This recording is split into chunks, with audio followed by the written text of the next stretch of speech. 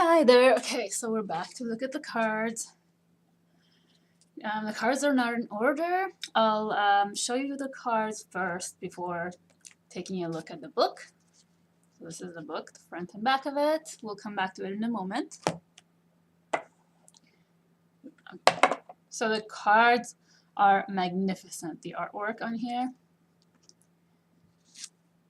Raven. And you see, it's not, they're not just realistic images of the birds. They are what I guess what I call surrealist images, because they've got the really realistic bird in an environment that's non-realistic, very surreal and very imaginative. This one, it's a partridge. There's a candle in the background with a rainbow, and you see some crystals around. And as we'll see in the book, the associations, symbolism, and everything is explained in the book as well. And I like how they did that. So, yeah, they're in the background, you got all these birds. This is goose. This is the best I could get my camera angle so you could see the colors. They're very vivid, very intense, very rich. They're colored pencil drawings. Colored pencil drawings and highly detailed.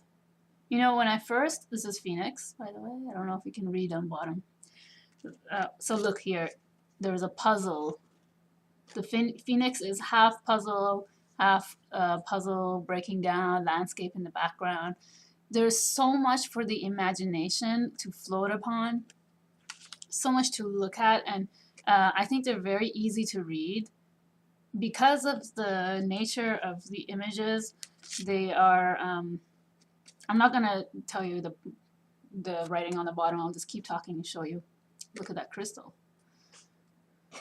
So as you can see, they're very flexible for reading. I think just by looking at them, even for the first few seconds, you can see a lot. Your own intuition will start to speak to you quite clearly. And you don't even have to read the symbolism. Like if you know about crystals, look, there's different types of stones and gemstones in here. Don't know if you can see the detail so well on my camera, but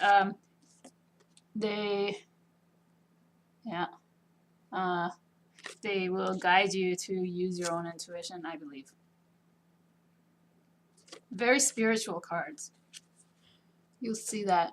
The lotus, and look at this one. This is black and white. It's like a mirror image of the duck. So imaginative. Very, very nice cards. I love this one. The color is so vividly turquoise. And you've got all these little flowers coming from that rainbow sort of cup. You know, when I first saw the cover image on here, I wasn't really sure if I would love the cards, because it just looked like, to me, it just looked like renderings, like realistic renderings of these birds, which I find a bit boring because, I don't know, you could just use a photograph. I find realistic drawings a bit boring personally, even though I'm impressed by how they're drawn and the skills taken. Oh, I love this one. It's so spiritual. Like the feeling of the colors in here, that glow. She really managed to. She's very skilled. Like speaking of skilled, as I was saying before. Swallow. So nice. I read about the symbolism here. It's amethyst stone pigeon. Yeah. So she talks about why she chose to do everything. So I was sorry, I keep talking and I forget what I was going to say because I just get so overwhelmed with the images. Yeah, so when I opened the box and I looked at these images, I was very pleasantly surprised. The robin's holding a diamond in its beak. I was surprised because the images really spoke to me. Like I really resonated with them right away. And I could see so much happening. Like, it's not just, for example, here, the kingfisher sitting there. There is like a whole universe going on inside that cup, and then the cup keeps repeating itself. So you can build your own symbolism if you like, and you can, or you can read hers. But I'll show you how the book is organized because it allows for both. This is really cool how she did this dove. She mirror imaged it, and one of them is not a 3D dove. It's a sort of, it's just like a cutout of the landscape. And you've got diamond there. Sparrow. I'm not sure if that's a emerald there. It looks like it.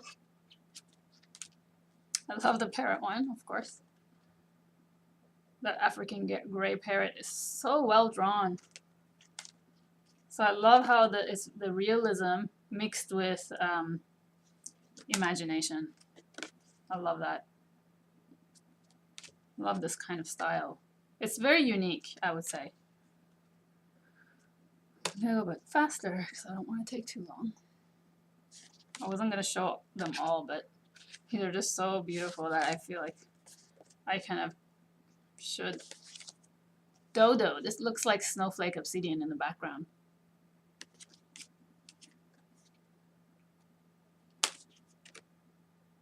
The owl. So I'm gonna go a bit more quickly here. Finch. I want to put this one aside because I want to read something in the book just to give you an example. I like the DNA structure there. It also looks like confetti. So it can give you double meanings. Everything she's drawn can give you double meaning. So here.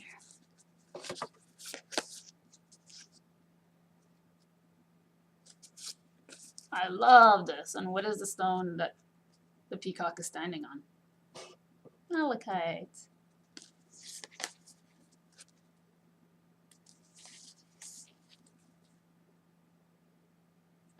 Lovebird. I think I almost showed you them all. I want to separate these. Oh, so this is the Bluebird of Happiness. That's the one on the cover. And actually that's number 55. It's the last card. There we go. So those are the cards. There's 55 of them. And now the book. Okay, so the book is really awesome. I think it's really great.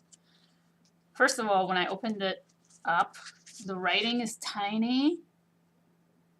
And there is a lot in here. So as far as I know, the second edition, or not the second edition, but the second cards that they made called Ascension to Paradise has the same writing, but it's bigger. The book is bigger.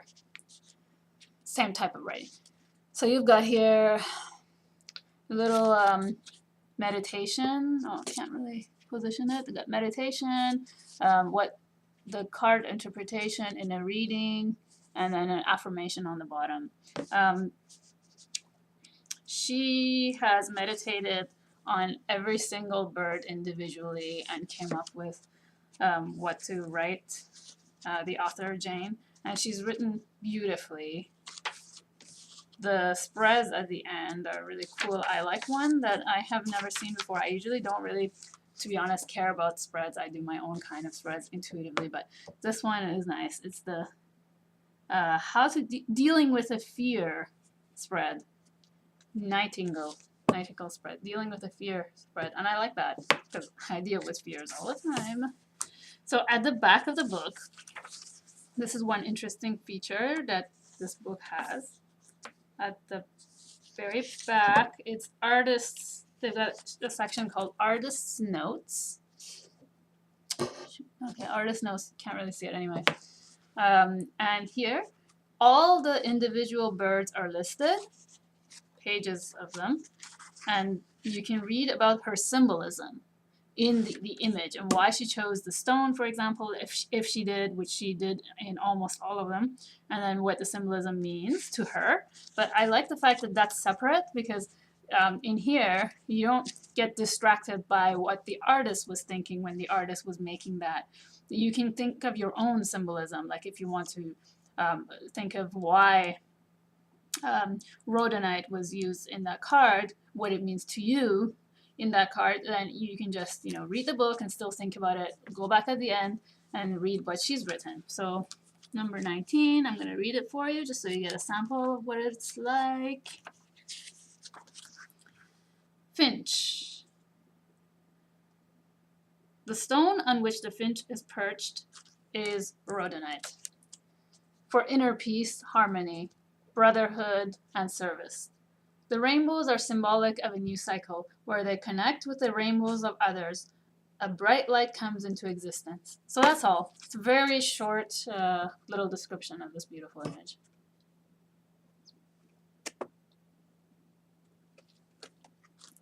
That's it, guys. I didn't want to, I already spoke 10 minutes. Thanks so much for watching. I hope you love these cards as much as I do. Take care. See you soon.